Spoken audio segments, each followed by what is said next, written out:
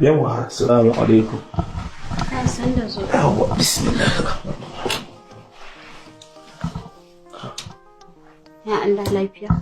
Lafiya galau. To ai gani ne kin tashi kin zo kin durƙusa, na ga miki daina durƙusa mu. To ya laifi ne mace ta durƙusa mijinta ta gaishe shi? Ba laifi bane idan tana yi dama tunda ba saboda wani dalili ta zo ta fara ba. Ai shine abin da ba a so. Da tunda kike ai ba zan yi korafi ba. Amma a dawo da abu cikin kwana biyun nan ni fa ban daga fa safiye yau kika fara wannan abu. Menene yanzu ya akai? Me zaka ce yanzu?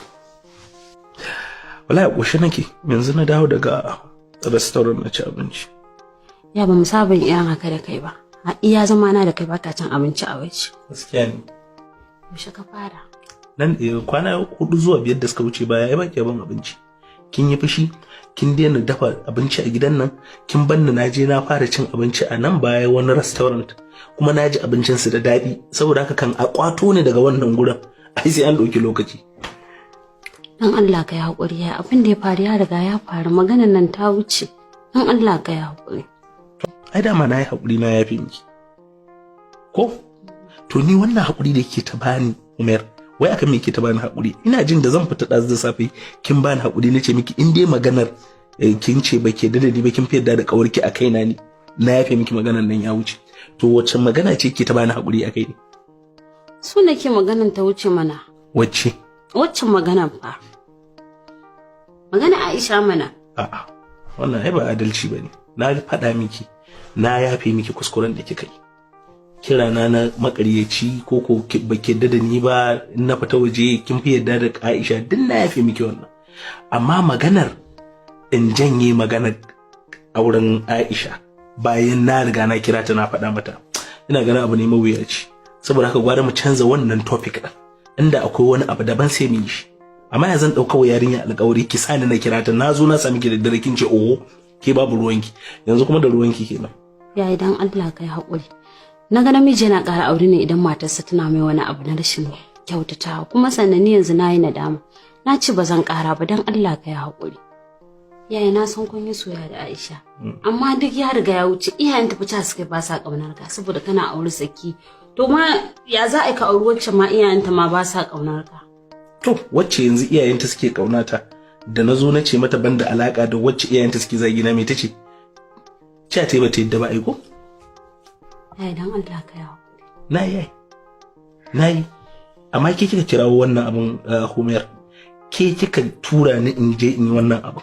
Kin nuna min baki damu ba. Ai ko ki dan kishi da je da dare kin yi, kin nuna min irin wannan kishin kin yi, sai in ji dadi a raina in ce to bari in kyale ki tunda kin yi. Amma wace kika je ka aure ta din sai me? To a yanzu na ce ka yi hakuri. To na yi nadama. Kinga. Kin yi nadama abu ne mai kyau.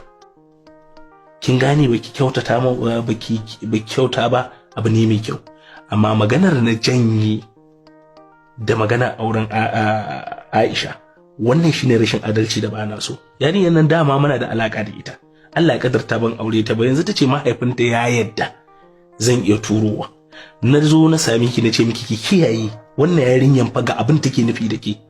Kika yi uwar kunnen shegu kika nuna ita take da gaskiya ni ban da gaskiya, sai kuma yanzu kinga da Allah bari shiga dan watsa.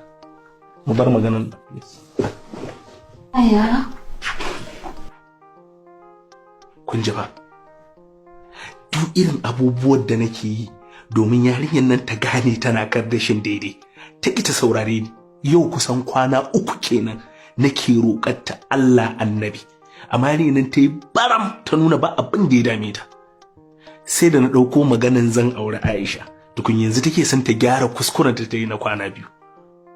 Wallahi da mata za ku gane, yayyina, ƙannena, da kuma iyayena mata. Namiji mutukar kuka frustrating ɗinsa har ya kai ga yayi kalli wata auje ce na da bukatar aure ta saboda halin ku na cikin gida, to fa kan ya dawo cikin hankalinsa i gane kun gane gaskiya kun dawo daidai, shine fa ike jawowa labari ya sha bamban ki ji ayar a cikin gidanki. Saboda haka a kiyaye mana.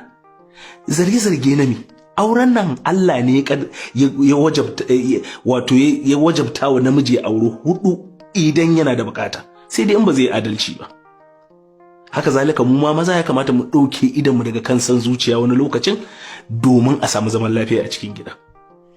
To yanzu da ya rage wa Humair, idan ta ga dama ta gyara oho, amma magana na da Aisha sai dai ku biyo kawai ku ga yadda labarin zai kasance, dan ni ma ban sanya abin zai kasance ba. Ina tunanin gwara na kawo mata abokiyar zama kawarta tunda ta fi aminta da ita. Ni bari in shiga in kyale ta.